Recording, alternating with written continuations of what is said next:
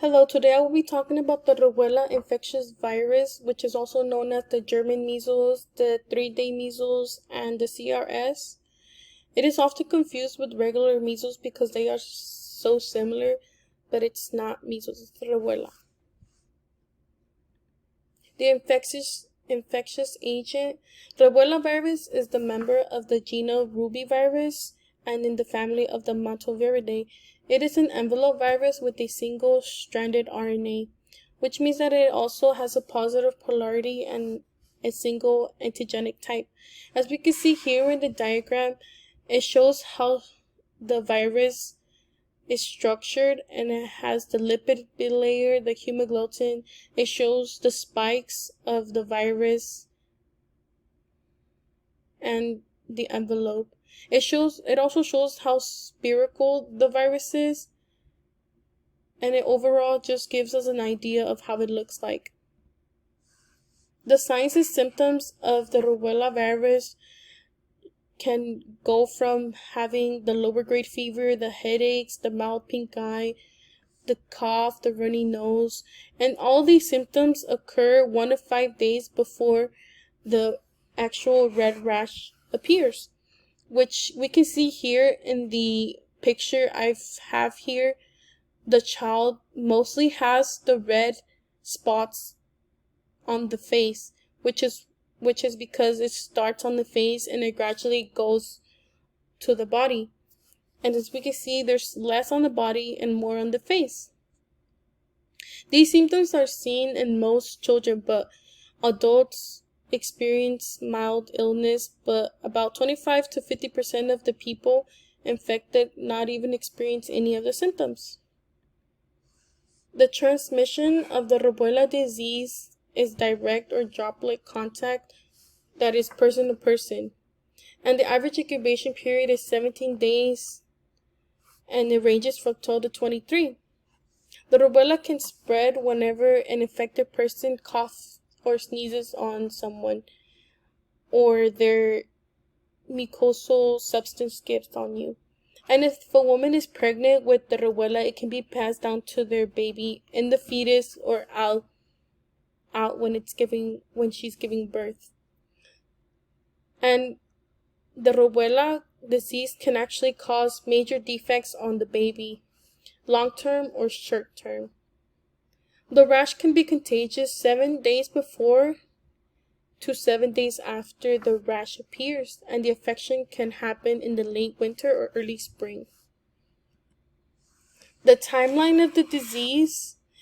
In 1814, George Merton first recognized the mild illness of the rubella, and he also saw the characteristics that were rashes, the red rash, the swollen lymph nodes with the light fever, but no one really knew what it was because nobody really had heard of the disease, so it was relatively new. In 1866, Henry Valley names the disease rubella. And in 1942, Norman Gregg noticed that rubella caused birth defects on women who were pregnant in their first trimester. So it was all relatively new, but they were still finding out what things or what caused the defects. In 1962, Parkman and Bouchard and Arston and Neva Weller were two independent groups who isolated the first rubella. There was a global pandemic crisis of the rubella disease. In 1962 through 1965, there was an epidemic in the U.S. It infected more than 12.5 people in the world, and out of those 12.5 million people, 20,000 children were born with CRS, which is congenital rubella syndrome. And as we can see here in my chart, most of them were born deaf, blind, intellectually disabled. There were neonatal deaths and abortions. It was about 11,000 deaths, 3,500.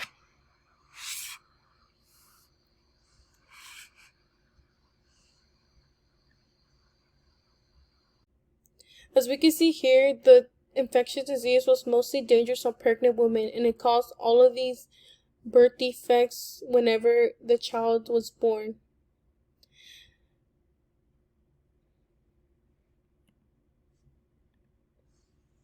Pregnancy during the infection. Pregnant women can pass the disease onto the fetus 12 weeks to 20 weeks of the pregnancy, which is why when the disease is contracted, the children are born with defects, or the mother might even experience miscarriages and also experience the stillbirth of their child. And it's really sad that it happens that way through that disease. But the common defects, as I said before, was deafness, heart defects, intellectual disabilities, liver and spleen damage. There was their lower birth weight, skin rashes at birth. But there was also less common complications, but they also contracted glaucoma, brain damage, thyroid problems, inflammation of the lungs. The MMR vaccine is an attenuated weakened live virus that women need to get if they're planning on having a child, which is why it is recommended to get the vaccine before or after pregnancy, because if you get it while you're pregnant, it could be really damaging to the child and to the mother, which is why pregnant women who do not have the evidence of the rubella should not travel to other countries. There were countries that have rubella still going on, because since the first 20 weeks are crucial to the pregnancy, and how the first 20 weeks are crucial in the pregnancy and can determine if the child will be safe or not. Okay, so this story of the grandmother's story of the German measles is really sad, and it really touched my heart, because in the 1970s nobody really knew what the rubella disease was, and it was relatively unspoken about, which is why this grandmother's daughter was in her third trimester of her pregnancy, and it actually happened that her daughter got infected with rubella. And it was because their neighbor's child was originally infected with the disease, and it was passed to the mother, which was pregnant. And her baby was exposed. She was exposed, and she had a really complicated pregnancy, which ultimately resulted in her baby getting and it ultimately resulted in her baby being stillborn, which means that her baby died in her uterus.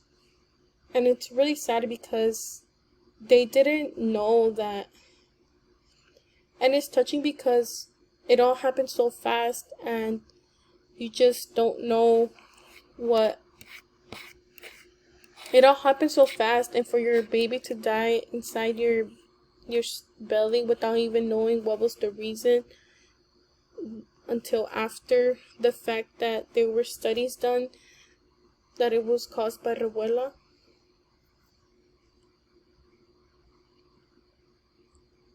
Rubella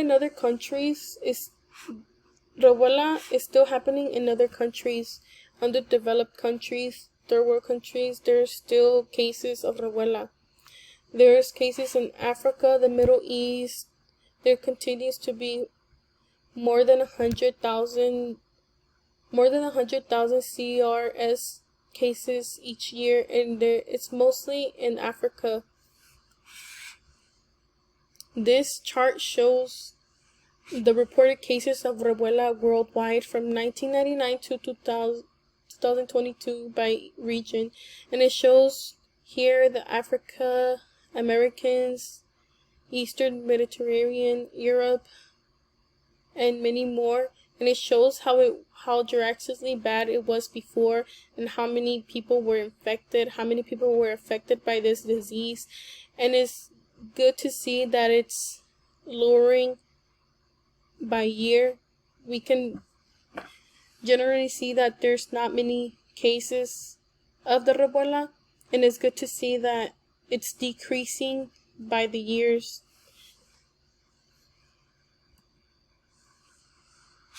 The vaccine made to end Rubella was the first live attenuated vaccine in 1969. It was developed by Marisol in the US, and in 1971 the MMR vaccine was licensed for use. And in 1979 there was actually another second vaccine that came out by Stanley Polkin, the RA27/3, but it was mostly used in Europe. And the vaccine was made to eliminate Rubella, and it's safe to use for everyone.